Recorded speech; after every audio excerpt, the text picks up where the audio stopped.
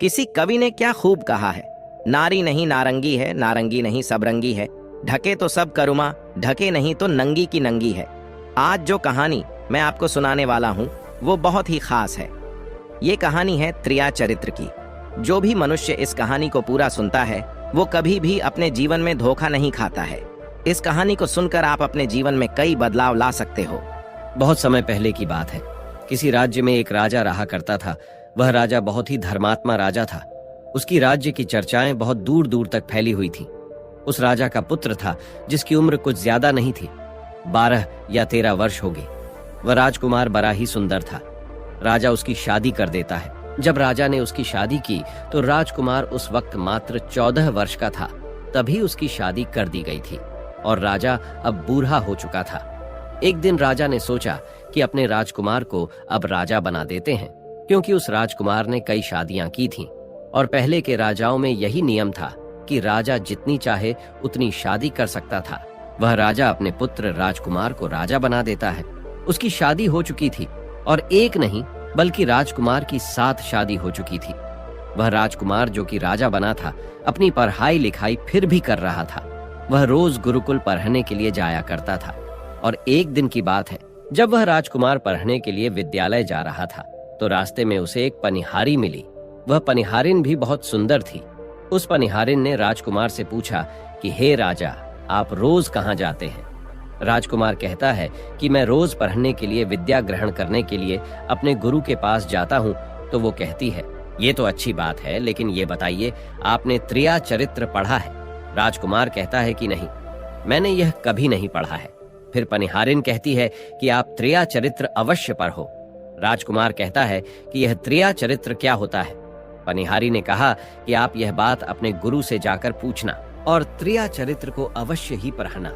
राजकुमार कहता है कि मैं आज ही जाऊंगा और अपने गुरु से जाकर पूछ लूंगा कि आपने मुझे त्रिया चरित्र क्यों नहीं पढ़ाया।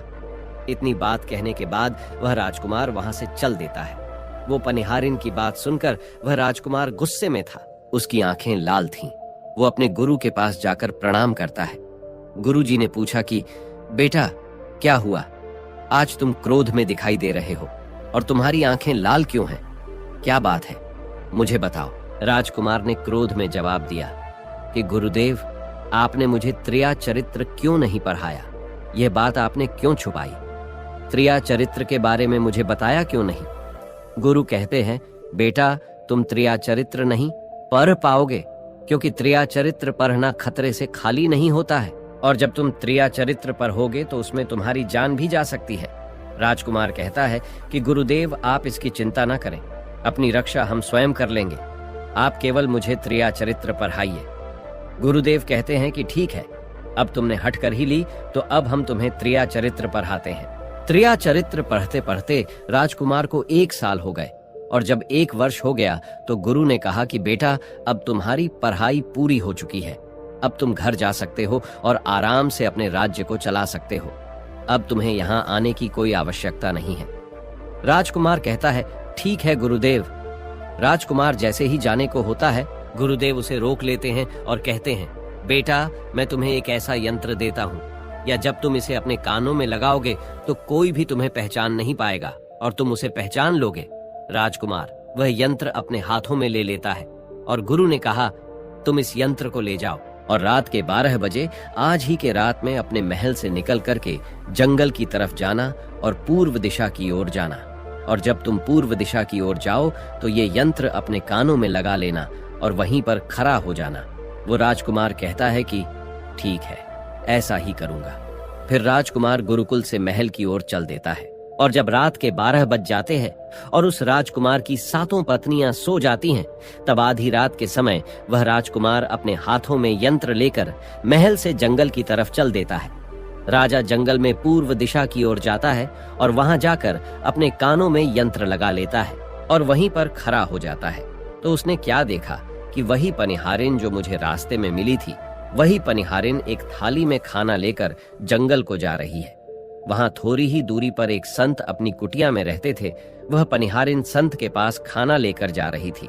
राजा ने देखा कि ये तो वही पनिहारिन है जिसने मुझसे कहा था कि त्रिया चरित्र की पढ़ाई पर हो, लेकिन पनिहारिन उस राजा को नहीं पहचान पाई, क्योंकि राजा के कानों में यंत्र लगा हुआ था। यंत्र लगने की वजह से राजा किसी को भी पहचान सकता था। राजा ने अपने मन में सोचा कि चलो उसके पीछे चलते हैं कि ये आधी रात को भोजन लेकर संत कुटिया की तरफ क्यों जा रही है, इसका क्या कारण है। वह राजा भी उसके पीछे पीछे छुपता हुआ चल दिया। अब वह पनिहारिन उस कुटिया में उस बाबा के वहां पहुंचती है। उस बाबा के पास जादू की पोटली थी और वो बाबा जादूगर था। राजा पीछे पीछे गया और वह छुप करके देख रहा था कि वह पनिहारिन औरत को बाबा क्या करेंगे। बाबा ने पनिहारिन से कहा, अरे पनिहारिन, पहले तो मुझे ये बता कि आज आने में इतनी देर कैसे लग गई। हाथ जोड़कर पनिहारिन कहने लगी कि महात्मा जी, मेरा विवाह हो चुका है और मेरे पति मुझे ले जाने के लिए आए हैं। हमें लेकर कल चले जाएंगे, इसीलिए हमें उन्हें सुलझाने में थोड़ी देर लग गई और यहाँ आने में भी देर हो गई। जब यह बात साधु ने सुनी कि इसका विवाह हो चुका है और इसका पति इसे लेने आया है, तो साधु कहता है कि पनिहारिन, इसका मतलब है कि तुम अपने पति के साथ जाना चाहती हो, तो हमारे पास क्यों आई हो। पनिहारिन कहती है कि मैं आपके बिना नहीं रह सकती हूँ, मैं आपके बिना नहीं जी सकती हूँ। तो साधु कहता है कि हे पनिहारिन, इसके लिए तुम्हें एक काम करना होगा। साधु एक बड़ा सा चाकू निकलता है और पनिहारिन से कहता है कि हे पनिहारिन, जाओ अपने पति के गर्दन काट कर यहाँ लेकर आ जाओ। अपने उस पति को मार दो जो हमारे और तुम्हारे बीच में दरार बन रहा है, तब मैं तुम्हें रख लूंगा, तुमसे विवाह करूंगा, तुम्हें अपनी पत्नी बनाऊंगा। बिना कुछ सोचे समझे वो चाकू को ले लेती है और दौड़ते हुए अपने घर जाती है और उसका पति सो रहा था। वहां जाकर अपने पति की गर्दन काट देती है और उसकी गर्दन को लेकर साधु के पास आती है और जो राजकुमार थे उसके पीछे पीछे उसका सारा कारनामा देख रहे थे।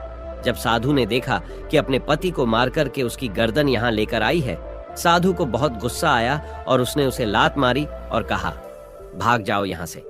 जब तू अपने पति की नहीं हो सकी, जिसके साथ तूने 7 फेरे लिए, तो तू मेरी क्या होगी। जल्दी भाग जाओ यहाँ से। अगर तुम मेरे पास दोबारा आई तो मैं तुझे जीवित नहीं छोड़ूंगा। साधु की यह बात सुनकर उस पनिहारिन को ऐसा लगा जैसे उसके पैरों तले जमीन खिसक गई हो। फिर भी अपने पति की कटी हुई गर्दन घर लेकर के आई और उसकी गर्दन जोड़ देती है और वहीं बैठ जाती है। और इधर जैसे ही सवेरा हुआ, अपने पति के पास बैठकर रोने लगती है और चिल्लाने लगती है। कहती है, देखो देखो, किसी ने मेरे पति की हत्या कर दी। लेकिन रात में उस पनिहारिन का सारा कारनामा राजकुमार देख चुका था। इधर सारे गांव वाले पनिहारिन के घर चले जाते हैं और उसके पति की लाश को लेकर गांव के बाहर जाते हैं उसका दाह संस्कार करने के लिए। और वो पनिहारिन भी पीछे से भागती हुई रोती हुई चली जा रही थी और उधर राजकुमार भी जा रहे थे जो कि अपने राज्य के राजा बन चुके थे। पनिहारिन भागती हुई चिल्लाती हुई पहुंची और कहने लगी, मैं सती बनूंगी, क्योंकि अगर जब मेरे पति ही नहीं रहे तो ऐसे जीवन का क्या फायदा। मैं इन्हीं के साथ सती हो जाऊंगी। राजा को उसकी बातें सुनकर हंसी आ जाती है और राजा कहता है, त्रिया चरित्र जाने ना कोई और खसम मेरी के हुए सती। राजकुमार की यह बात और कोई तो नहीं समझ पाया, लेकिन वह पनिहारिन समझ जाती है। कहती है कि राजा साहब, आप हमारे ऊपर यह बात कह रहे हैं, लेकिन चलिए कोई बात नहीं, मैं सती हो जाऊंगी। लेकिन पनिहारिन जाते जाते कहती है, मैं तुम्हें एक बात बताती हूँ। राजकुमार कहता है, क्या बताओ। पनिहारिन कहती है कि राजा साहब, आप जब चटाई पर बैठें तो उस चटाई को झाड़ कर बैठना। राजा कहता है कि यह पनिहारिन क्या कह रही है, मैं तो राजा हूँ, मुझे चटाई पर बैठने की क्या आवश्यकता है। पनिहारिन कहती है कि नहीं, जब भी तुम्हें कोई नौबत आए चटाई पर बैठने की तो तुम चटाई को झाड़ कर बैठना। राजकुमार कहता है कि चलो ठीक है, अगर तुम कह रही हो तो मैं ऐसा ही करूंगा। और कहने के बाद वह अपने पति के साथ सती हो जाती है और राजकुमार उनका अंतिम संस्कार करवाकर अपने घर को आ जाते हैं। इसी तरीके से पूरा दिन व्यतीत हुआ और उधर जब दूसरी रात आई, अपने गुरु के कहने के अनुसार वही यंत्र कान में लगाया और पूर्व दिशा की ओर उसी स्थान पर जाकर खड़ा हो गया जहां पर पिछली रात खड़ा हुआ था। दूसरी रात को राजकुमार ने क्या देखा, उसकी 7 पत्नियां भोजन की थाली अपने अपने हाथों में लेकर उसी साधु की कुटिया की तरफ जा रही हैं। जैसे ही राजा ने अपनी 7 पत्नियों को उस साधु की कुटिया की तरफ जाते हुए देखा, राजकुमार के पैरों तले जमीन खिसक गई। वह अपने मन में सोचने लगा कि ये क्या चक्कर है। तभी उनमें से एक रानी राजकुमार को देख लेती है, लेकिन रानियों ने अपने पति राजकुमार को नहीं पहचान पाई, क्योंकि राजकुमार अपने कानों में यंत्र लगाए हुए थे। वह यंत्र लगाने की वजह से राजा को कोई पहचान नहीं पाता था। उनमें से एक रानी कहती है कि ए लड़के, इतनी रात को यहाँ क्यों खड़ा है? हमारी थाली लेकर के उस कुटिया तक पहुंचा।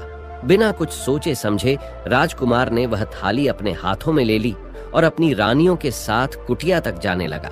जब सातों रानियां और राजकुमार उस साधु की कुटिया में पहुंचते हैं और राजकुमार कुछ भी नहीं बोल रहा था, क्योंकि राजकुमार देखना चाहता था कि हमारे प्यार में ऐसी क्या कमी है जो हमारी सातों रानियां इस साधु के पास आती है, और इस साधु के पास ऐसा क्या है जो हमारी सातों रानी अभी यहाँ आ रही है। वह राजकुमार छुप करके सब जानना चाहता था। इधर जब वह सातों रानियां राजकुमार को लेकर साधु के पास पहुंची तो महात्मा राजकुमार को देखकर कहता है कि ये कौन है? तो सातों रानियां कहती हैं कि महात्मा जी, यह बालक हमें रास्ते में मिला, इसने हमारी सहायता की तो हम इसे अपने साथ लेकर आ गए। रानी कहती हैं कि एक काम करते हैं, इसे आज रात यहीं रहने देते हैं, कल सुबह होते ही यह चला जाएगा। वो साधु उनकी बातों को मान लेता है। वह साधु अपने एक शिष्य को बुलाता है और उससे कहता है कि आज रात के लिए इस बालक की रुकने की व्यवस्था कर दो। वह शिष्य राजकुमार को लेकर एक कमरे में जाता है। उस कमरे में एक चटाई बिछी हुई थी। शिष्य कहता है कि देख भाई, आज तुझे चटाई पर सोना पड़ेगा। वह शिष्य राजकुमार को इतना कहकर वहां से चला जाता है। राजकुमार उस कमरे में अकेला पड़ जाता है। अपने मन में सोचता है कि आज तो नौबत आ ही गई चटाई पर सोने की। राजा कहता है, चलिए कोई बात नहीं, आज की रात हम चटाई पर ही गुजार लेंगे। राजकुमार जैसे ही चटाई पर बैठने ही वाला था, उसे पनिहारिन की बात याद आ गई। वो सोचने लगा कि पनिहारी ने मुझसे कहा था कि जब भी तुम्हें चटाई पर बैठने की नौबत आए, तुम चटाई को अवश्य झाड़ लेना। चलो आज पहले झाड़ ही लेते हैं, हो सकता है इसका कोई राज हो। जैसे ही राजा ने चटाई उठाई तो उसने क्या देखा? उसने देखा कि एक बहुत बड़ा भयानक कुआं है। जब उस कुएं को देखा तो राजा के होश उड़ गए। राजा उस कुएं के अंदर झांक कर देखता है। राजा को अंदर बहुत सारे कैदी दिखाई देते हैं, जिन्हें उस्तादों ने अंदर कैद करके रखा था। उन कैदियों में से एक आदमी ने राजकुमार को पहचान लिया। वह आदमी राजकुमार से कहता है कि राजकुमार, आप यहाँ कैसे आ गए? राजकुमार कहता है कि धीरे बोलो, नहीं तो सब पोल पट्टी खुल जाएगी। तब सभी कैदियों ने कहा कि राजा साहब, आप यहाँ से भाग जाए। हम तो यहाँ से निकल नहीं पाए, लेकिन आप यहाँ से भाग जाए, नहीं तो आपका भी यही हाल हो जाएगा जो कि हमारा हुआ है। आप भी यहाँ फंस जाएंगे, आपको भी पकड़कर ये साधु इसी में डाल देगा। आप जितना जल्दी हो सके यहाँ से भाग जाए। राजा जब उस कमरे के अंदर गया था तो अपने कान में से यंत्र निकाल लिया था, और जब राजा वहां से भागा तो अपने कान में यंत्र लगाना भूल ही गया। राजा को भागते हुए उन रानियों ने और साधु ने देख लिया था। रानियों ने जब राजा को भागते हुए देखा तो रानी कहती हैं, यह तो हमारे पति हैं। महात्मा से कहती हैं कि महात्मा जी, अब तो हमारी सारी पोल पट्टी खुल जाएगी। यह तो हमारे पति है और वह भागे जा रहे हैं। उन्होंने हमें यहाँ देख लिया है, अब हमारा क्या होगा? वह साधु कहता है कि तुम यहाँ क्या देख रही हो, जल्दी जाओ और अपने पति को पकड़ कर लाना। तो रानियां राजकुमार को पकड़ने के लिए दौड़ी दौड़ी जाती है, लेकिन वह राजकुमार जो राजा था इतना तेज था कि वह अपने महल जा पहुंचा, और घबराई रानियों के तो होश उड़ गए। फिर वापस उसी बाबा के पास आती है और बाबा से कहती है कि महाराज, अब तो हमारे पति हमें जीवित नहीं छोड़ेंगे। हम जैसे ही घर जाएंगे वो हमारी जान ले लेंगे। हे महात्मा, आप हमें बचा लीजिए, इसका कोई उपाय कीजिए। तब जाकर वह साधु रानियों को एक जादुई कील देता है और कहता है कि जब तुम जाओ तो अपने पति को बहला फुसलाकर उसके माथे में ये जादुई कील घुसा देना।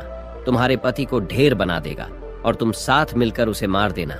बस कहानी खत्म हो जाएगी और तुम सातों रानियों बच जाओगी। सब रानियां तैयार हो जाती हैं। वो सातों रानियां साधु की बात मान लेती हैं और जादुई कील लेकर महल आती है। वह सातों रानियां आपस में विचार करती हैं कि राजा सबसे ज्यादा प्रेम सबसे छोटी वाली रानी को करते हैं, तो वह 6 रानियां मिलकर जादू वाला कील छोटी रानी को दे देती है और कहती है, ये लो, तुम्हारा काम है, तुम किसी भी तरह राजकुमार के सर में ये कील गाड़ देना। तो छोटी वाली रानी कहती है, ठीक है, और छोटी वाली रानी वह कील ले लेती है।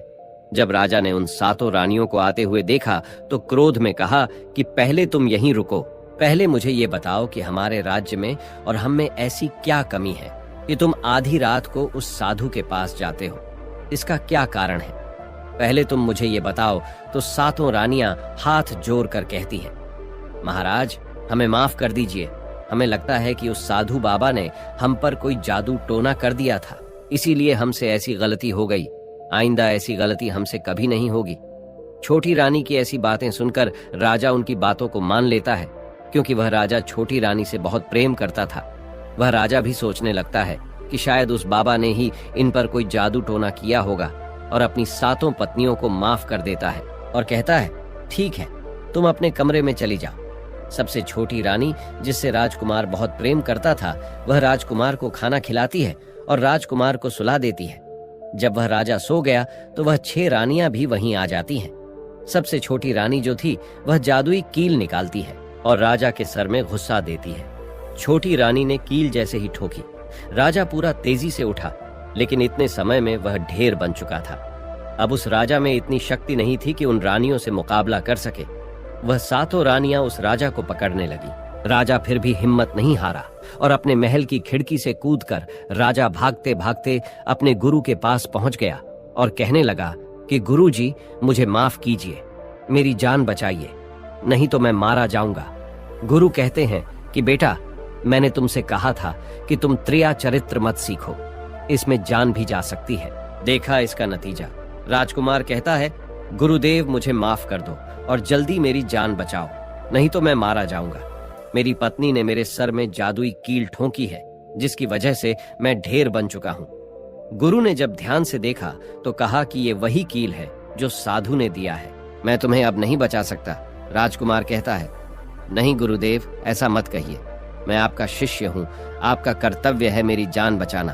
तो अब गुरु कहते हैं कि हे बेटा, मैं तुम्हें बचा तो नहीं सकता, लेकिन एक उपाय है। राजकुमार कहता है, क्या उपाय है गुरुदेव? गुरु कहते हैं कि हम तुम्हें तोता बना देंगे, और जब हम तुम्हें तोता बना देंगे तो तुम सुखवाद राजा के राज्य में चले जाना और वहीं जाकर रहना, क्योंकि सुखवाद राज्य में वह साधु का जादू नहीं चलता है। और तुम्हें जब बहुत प्रेम करने वाली स्त्री मिलेगी तो तुम पुनः राजकुमार बन जाओगे। वह राजकुमार कहता है, ठीक है गुरुदेव, आप हमें तोता बना दीजिए। तो वह गुरुदेव उसे तोता बना देते हैं, और वह तोता बनने के बाद वहां से उरा और सुखवाद राजा के राज्य में चला गया। जहां पर बहुत सारे तोता रहते थे, वहीं जाकर रहने लगा, और 7 रानियों उस राजकुमार को खोज रही थी। जब राजकुमार नहीं मिला तो फिर से उस बाबा के पास जाती है और कहती हैं कि बाबा जी, वह रात को राजा भाग चुका है, आप अपनी पोटली निकालिए और देखें कि वह कहाँ है। तो वह महात्मा अपना पोटली खोलता है और देखने लगता है कि वह राजकुमार तोता बनकर के सुखवाद राजा के राज्य में रह रहा है। वो साधु यह सारी बात रानियों को बताता है। तो रानियां कहती हैं कि स्वामी, अब क्या करें? वह साधु कहता है कि अब तुम अपने राजमहल में जाओ और जाकर के घोषणा कर दो कि जो भी तोता पकड़ करके लाएगा, हम उसे 5 सोने के सिक्के देंगे। 7 रानियों अपने महल पहुंचते हैं और वहां पर घोषणा कर देती है कि सभी बहेलियां से कह दो कि जो भी तोता पकड़ कर लाएगा, हम उसे 5 सोने के सिक्के देंगे। उस राज्य के जितने बहेलियां थे, वो तोता पकड़ने के लिए चारों तरफ घूमने लगते हैं, और जो भी तोता पकड़ते वो रानी के पास जाते और 5 सोने के सिक्के ले लेते थे और वहां से चले जाते, और वह 7 रानियां उस तोते को मार देती। ऐसे ही धीरे धीरे बहुत समय निकल गया, और वो राजकुमार जो तोता बनकर जहां गया था, वहां सारे तोताओं से बहुत अच्छी अच्छी बातें करता था, उन्हें बहुत ज्ञान की बातें बताता था। तो सारे तोता को लगा कि यह तोता तो बहुत समझदार है, ये तोता तो बहुत अच्छी अच्छी बातें करता है, इसे हम अपना राजा बना लेते हैं। और सभी तोता मिलकर उसे राजा बना लेते हैं। राजकुमार सभी तोतों का राजा बन जाता है और वही छुप कर रहने लगता है। एक बहेलिया तोता पकड़ते पकड़ते सुखवाद राजा के राज में पहुंच जाता है, और वह उसी पैर के पास पहुंच जाता है जहां पर वह राजकुमार तोता बनकर छुप कर रहता था। जब उस बहेलिये ने इतने सारे तोते को देखा तो अपने मन में सोचा कि अगर हम इतने सारे तोते पकड़कर रानी के पास ले जाएंगे तो हमें बहुत सारी सोने के सिक्के मिल जाएंगे। लेकिन वह बहेलिया सोचता है कि हम इतने सारे तोतों को पकड़ेंगे कैसे। तो जैसे ही सुबह हुई, उस पैर से सारे तोता उड़कर दाना पानी के लिए बाहर चले जाते हैं, और इधर बहेलिया चाकू से पैर पर चारों तरफ कट लगा देता है, जिससे कि पैर से बहुत सारे गोंद निकल जाते हैं। पैर के चारों तरफ ही गोंद हो जाते हैं। जो लोग गोंद के बारे में नहीं जानते मैं उन्हें बता दूं कि हर पैर पर एक प्राकृतिक गोंद निकलता है जिससे हम कुछ भी चिपका सकते हैं। तो दोस्तों, अब बहेलिया सोचता है कि जब भी वह सारे तोते आएंगे, इस पैर पर बैठेंगे, वह सभी इस पैर में चिपक जाएंगे और मैं आसानी से उन्हें लेकर चला जाऊंगा। बहेलिया वहीं छिप करके देखने लगा और जब शाम हुई सारे तोता वापस आए और वह तोता जैसे ही पैर पर बैठे सभी का पैर उस गोंद में चिपक गया, क्योंकि पूरे पैर में गोंद ही गोंद लगा हुआ था। अब तो सारे तोते परेशान हो गए। उनमें राजकुमार जो अभी तोता बना हुआ था वह भी चिपक गया था। सारे तोते राजकुमार से कहते हैं, क्योंकि सारे तोते राजकुमार को अपना गुरु मानते थे, कि आप कुछ भी सोचो, हम सबको बाहर निकालो, नहीं तो सुबह तक बहेलिया आएगा और हमें पकड़ कर लेकर चला जाएगा। वह राजकुमार कहता है कि तुम बिल्कुल चिंता ना करो, जब सुबह वह बहेलिया आएगा तो तुम सभी ऐसा करना कि उस बहेलिया को लगे कि सारे तोते मर चुके हैं, और जब सभी तोते को पैर से छुड़ाकर नीचे फेंक दें तो सभी उड़कर भाग जाना। सभी तोता कहते हैं, ठीक है गुरुदेव। सुबह हुई। जैसे ही बहेलिया पैर के पास पहुंचा, सभी तोता ऐसे लटके हुए थे जैसे कि वह सभी मरे हुए हैं। जब बहेलिया तोतों को देखा तो सोचा कि अरे, ये क्या हो गया? ये तो सभी मर गए। अब हमें सोने के सिक्के कैसे मिलेंगे? फिर बहेलिया ने सोचा कि चलो अब इन्हें छुरा देते हैं। बहेलिया पैर पर चढ़ा और उनको छुरा कर नीचे फेंकने लगा। बहेलिया ने सभी तोते को छुरा कर नीचे फेंक दिया, लेकिन जो राजकुमार था, जो तोता बना हुआ था, वह वहीं पर रह गया और नीचे जितने भी तोते थे वो सभी उड़कर भाग गए। बहेलिया ने सोचा, अरे ये क्या हुआ? इस पर सिर्फ एक ही तोता है जो कि मरा लटका हुआ है, और जितने तोते को मैंने छुरा कर नीचे फेंके वह सभी उड़कर भाग गए। बहेलिया ने सोचा, इसका मतलब ये सारे तोता ने मिलकर मेरे साथ धोखा किया है। अब वह राजकुमार जो था, जो तोता बना हुआ था, वही सिर्फ पैर पर लटका हुआ था। वो बहेलिया कहता है कि यह सब तुम्हारी चाल है। चलो अब मैं तुम्हें लेकर जाऊंगा और रानी के हाथ बेच दूंगा और मुझे 5 सोने के सिक्के मिल जाएंगे। और इधर वो बहेलिया उस तोता को बेचने के लिए रानी के पास जाने लगता है। रास्ते में वह तोता कहता है, जो कि राजकुमार था, वह बहेलिया से कहता है कि तुम मुझे कहाँ ले जा रहे हो? तो वह बहेलिया कहता है, मैं तुम्हें बेचने के लिए रानी के पास ले जा रहा हूँ। अगर मैं तुम्हें वहां बेच दूंगा तो मुझे 5 सोने के सिक्के मिलेंगे। वह राजकुमार कहता है कि मैं अगर तुम्हें 50,000 सोने के सिक्के दिलाऊं तो क्या तुम मुझे नहीं बेचोगे? बहेलिया कहता है, तुम मुझे 50,000 सोने के सिक्के कैसे दिलाएगा? तोता कहता है कि राजा सुखवाद के यहाँ एक बहुत बड़ा मेला लगता है, तुम मुझे वहीं बेचो, मूल में स्वयं बताऊंगा। बहेलिया उस तोते की बात मान लेता है और रानी के पास बेचने की जगह राजा के राज्य के मेले में तोता को बेचने चला जाता है। और राजा के राज्य में यह नियम था, अगर किसी व्यक्ति का सामान शाम तक नहीं बिके तो वह राजा स्वयं आकर उसे खरीद लेता था। बहेलिया उस तोते को लेकर बाजार में पहुंचा हुआ था। जब कोई व्यक्ति उस तोते को खरीदने आता तो वह पूछता कि यह कितने का है? तो वह बहेलिया कहता है कि तोता अपना दाम स्वयं बताएगा। तो वह तोता अपना दाम इतना बता देता कि कोई भी व्यक्ति उसे खरीद ही नहीं पाता। ऐसे ही करते करते शाम हो गई और अब सभी अपने अपने दुकान लेकर चले गए। सभी का दुकान उजड़ गया था, बस एक बहेलिया और एक तोता ही रह गए थे। इधर राजा ने अपने सिपाहियों को आदेश दिया कि जाओ देख कर आओ, किसी का सामान तो नहीं रह गया है।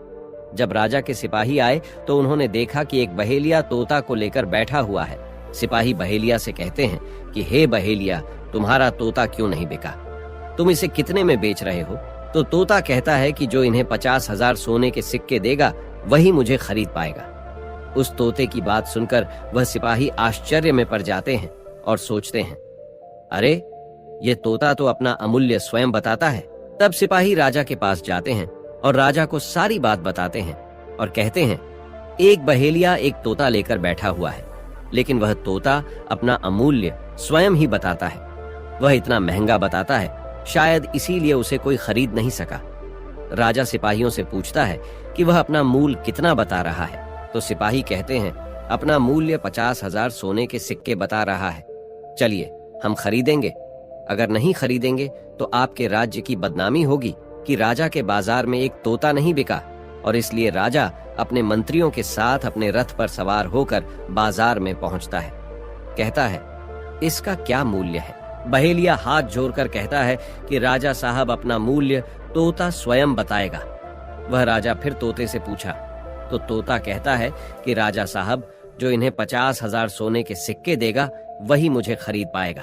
अपने सिपाहियों से 50,000 सोने के सिक्के मंगवाता है और बहेलिया को पकड़ा देता है और तोता को लेकर अपने महल चला जाता है। वह तोता बहुत ही बुद्धिमान था क्योंकि वह राजा था। वह तोता राजा को बहुत अच्छी अच्छी बातें बताने लगा। जब राजा पर कोई खतरा आने वाला होता तभी वह तोता बता देता कि राजा साहब आप पर यह खतरा आने वाला है, और इसी तरह सब उस तोते से बहुत अधिक प्रेम करने लगते हैं। जब यह बात रानियों को पता चला कि राजा ऐसा तोता लेकर आए हैं जो कि बोलता भी है और बहुत अच्छी अच्छी बातें बताता है, तो रानियां राजा से कहती हैं उस तोता को मेरे पास भिजवा दीजिए, हम भी उस तोता को देखना चाहते हैं, हम उस तोता से बातें करना चाहते हैं। राजा अपने मंत्रियों से कहकर वह तोता रानियों के पास भिजवा देता है। रानी उस तोते से बातें करके बहुत खुश हो जाती है।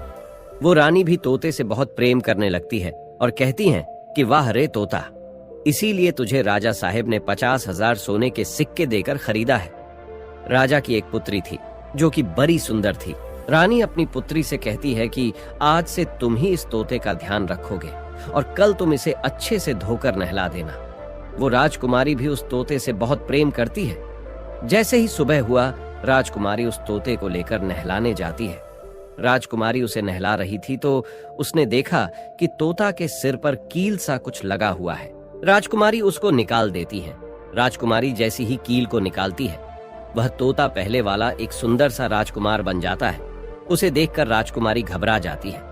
राजकुमार कहता है कि तुम घबराओ नहीं, ये कील वापस से मेरे सर में लगा दो तो मैं फिर से तोता बन जाऊंगा, और इसके बारे में मैं तुम्हें रात्रि में बताऊंगा। तुरंत ही वह राजकुमारी वह कील राजकुमार के सर में लगा देती है और वह वापस से तोता बन जाता है। रात को राजकुमारी तोते को लेकर अपने कमरे में जाती है और उसके सर से कील निकाल देती है और वह तोता फिर से राजकुमार बन जाता है। वह राजकुमार अपनी सारी दास्तां उस राजकुमारी को बताता है और कहता है, माफ करना, यह दास्तां तुम किसी को बताना नहीं तो मेरी जान चली जाएगी। राजकुमारी इसके बारे में अपनी माता और पिता को भी नहीं बताती है। दिन भर वह तोता रहता है और रात को राजकुमारी उस तोते को अपने कमरे में ले जाती और उसके माथे से कील निकाल देती और वह राजकुमार बन जाता, और रात में वह दोनों साथ में ही रहते। और ऐसे ही धीरे धीरे समय निकलता गया। राजकुमारी को राजकुमार से प्रेम हो जाता है। इधर क्या हुआ, जो राजकुमार की पत्नियां थीं वह बहुत सारे तोते मरवा देती हैं, लेकिन जो राजकुमार तोता बना हुआ था वह उन्हें नहीं मिलता है और वे उसी साधु के पास जाती हैं और कहती है कि हे महात्मा, हमारे पति तो अभी तक हमें नहीं मिले, हम अब क्या करें, उन्हें कैसे मारें। वो साधु फिर से अपनी पोटली खोलता है और देखता है कि वह राजकुमार अभी तक तोता बन के राजा के घर में रह रहा है। वह साधु रानियों से कहता है कि तुम एक काम करो कि तुम नृत्य कला सीखो। हम सभी मिलकर उस राजा के घर नृत्य कला करने जाएंगे, और जब राजा हम पर प्रसन्न हो जाएगा और हमें कुछ मांगने को कहेगा तो हम उस तोते को ही मांग लेंगे और फिर आसानी से उसे मार देंगे। धीरे धीरे समय बीता। साधु तबला बजाता और सातों रानी पूरी तरह से नृत्य कला सीख चुकी थी। अब साधु को लगा कि हम सफलता प्राप्त कर सकते हैं और उस तोते को उस राजा से मांग सकते हैं। साधु का भेष बदल करके उन सातों रानियों को नृत्य कला वाली स्त्री बनाकर के राजा के दरबार में पहुंच गया। राजा उस साधु से पूछता है कि आप लोग कौन हैं, यहाँ क्यों आए हैं। तब साधु कहता है कि हम सब नृत्य कला वाले हैं, आपके महल में हम नृत्य कला दिखाना चाहते हैं। राजा को भी गाने और बजाने का बहुत शौक था, वह मान जाते हैं। उधर वह साधु अपना गाना बजाना चालू करता है। जब उनकी गाने बजाने की आवाज तोता के कानों में पहुंची तो तोता समझ गया कि वह साधु हमारी सातों रानियों को लेकर भेष बदल कर यहाँ पर आ गया है, अब हमारी जान नहीं बचेगी। लेकिन जब राजकुमारी उस तोते को लेकर अपने कमरे में जाती है, उस तोते के सर से कील निकालती है और वह तोता राजकुमार बन जाता है। और वह राजकुमार सारी बातें उस राजकुमारी को बताता है। कहता है कि देखो, जो यह गाने बजाने वाले आए हैं यह वही साधु हैं। यह गाने बजाने से राजा को खुश कर देगा और बदले में मुझे मांग लेगा और ले जाकर मुझे मार देगा। वह राजकुमार कहता है कि सुनो राजकुमारी, जब राजा आदेश दें कि तोता को लेकर आओ तो तुम मुझे मत देना। जब राजा खुद यही मुझे लेने आए तब भी तुम मुझे मत देना। कहना कि तोता को नहीं दूंगी, और जब राजा ना माने, राजा तुमसे जिद करें और मुझे मांगे, तब तुम गुस्से में आकर के पिंजरे को फेंक देना। उसके बाद मैं अपने बचने का रास्ता हम स्वयं ही ढूंढ लेंगे। राजकुमारी कहती है कि ठीक है, और वहां गाना बजाना हुआ तो राजा प्रसन्न होकर उन्हें कहते हैं कि मांगो, क्या मांगना चाहते हो। वह साधु कहता है कि जो आपके पास तोता है, जो आप कुछ दिनों पहले ही खरीदे हैं, वह तोता आप मुझे दे दो। राजा कहता है ठीक है। राजा अपने मंत्री को आदेश देता है कि जाओ उस तोते को लेकर आओ। मंत्री राजकुमारी के पास पहुंचता है और कहता है कि ये तोता मुझे दे दो। राजकुमारी कहती है नहीं दूंगी। मंत्री कहता है कि देखिए, आप जिद मत कीजिए। राजकुमारी कहती है कि तुम जाओ और मेरे पिताजी को यहाँ भेज दो, वह आकर इसे ले जाएंगे। मंत्री राजा को जाकर सारी बात बताता है। राजा स्वयं आता है उस तोते को लेने के लिए। वह राजा जाकर कहता है कि बेटे, यह तोता मुझे दे दो। यह नृत्य कला वाले को देना है जो यहाँ गाना बजाना किए हैं, ये उन्हें देना है। तो राजकुमारी कहती हैं कि पिताजी, यह तोता मैं नहीं दूंगी। क्रोध में आकर राजा कहने लगा कि बेटी, कैसी बातें कर रही हो, इसे देने का मैंने वादा किया है। जब राजकुमारी ने राजा को क्रोध में देखा तो राजकुमारी को भी गुस्सा आ गया और राजकुमारी गुस्से में पिंजरे को जमीन पर फेंक देती है। वह पिंजरा जैसे ही जमीन पर गिरा, वह टूट गया और तोता जो था वो चावल का दाना बन गया। और जैसे ही साधु को ये बात पता चली, साधु भी तुरंत कबूतर बन जाता है और उस दाने को कबूतर झुकने लगता है। उसमें से जो एक दाना था, बस वही राजकुमार था। जैसे ही वह दाना कबूतर झुकने वाला होता है, राजकुमार बाज बन जाता है और एकदम से कबूतर पर झपटता है और उसे मार देता है। इस तरह से उस साधु की मृत्यु हो जाती है। राजा यह सब देखकर आश्चर्यचकित हो जाता है। उस कबूतर को मारकर फिर से तोता बन जाता है और जो राजकुमारी थी उस तोते से कील निकाल देती है और वह फिर से पहले जैसा राजकुमार बन जाता है। वह राजकुमारी अपने पिता को सारी बात बता देती है। वह राजकुमार कहता है कि देखिए राजा साहब, मैं भी एक राजा हूँ और मैं आपकी बेटी से प्रेम करता हूँ और मैं उनसे शादी करना चाहता हूँ। वह राजा अपनी पुत्री से पूछता है कि बेटी, क्या तुम इससे शादी करना चाहती हो? तो राजकुमारी कहती हैं कि पिताजी, मैं इनसे प्रेम करती हूँ। और फिर राजकुमार उस राजा की पुत्री से विवाह करके अपने महल जाता है और जो उनके 7 पत्नियां थीं उनको पकड़कर बंदी गृह में बंद करवा देता है और राजकुमार खुशी खुशी उस राजकुमारी के साथ रहने लगता है। दोस्तों, जब कोई स्त्री कभी कभी किसी परिस्थिति में चतुराई या चालाकी दिखाती है या दूसरों को बेवकूफ मानते हुए कोई अभिनय, ढोंग या पाखंड करती है, तो इसे ही त्रिया चरित्र कहते हैं, जिसे पढ़ने के बाद राजा को अपनी जान बचाने के लिए क्या क्या नहीं करना पड़ा, क्योंकि राजा को स्त्री के त्रिया चरित्र की पूरी जानकारी हो चुकी थी कि कैसे जब एक स्त्री को अपना स्वार्थ दिखने लगता है तो वह अपने लोगों को भी बेवकूफ बनाकर अपना स्वार्थ को पूरा करती है और उसके साथ रहने वाले लोगों को इसके बारे में भनक तक नहीं लगता कि यह स्त्री त्रिया चरित्र की खेल कर रही है। दोस्तों, आज के टाइम में हर दूसरा लोग त्रिया चरित्र कर रहा है जिसके अंदर थोड़ा सा भी स्वार्थ है। इसलिए दोस्तों, जो आपके दिल के करीब है उसके बारे में आप पूरी जानकारी रखिए कि उसके अंदर खुद को लेकर कोई स्वार्थ तो नहीं छुपा है, और अगर ऐसा है तो आप उनसे थोड़ा दूर ही रहिए, क्योंकि ऐसे में आपको जिंदगी के हर एक कदम पर धोखा ही मिलेगा। क्योंकि एक स्वार्थी स्त्रियां अपनी स्वार्थ के लिए जिंदगी में कुछ भी कर सकती हैं। तो दोस्तों, आपको ये वीडियो कैसी लगी कमेंट करके जरूर बताएं।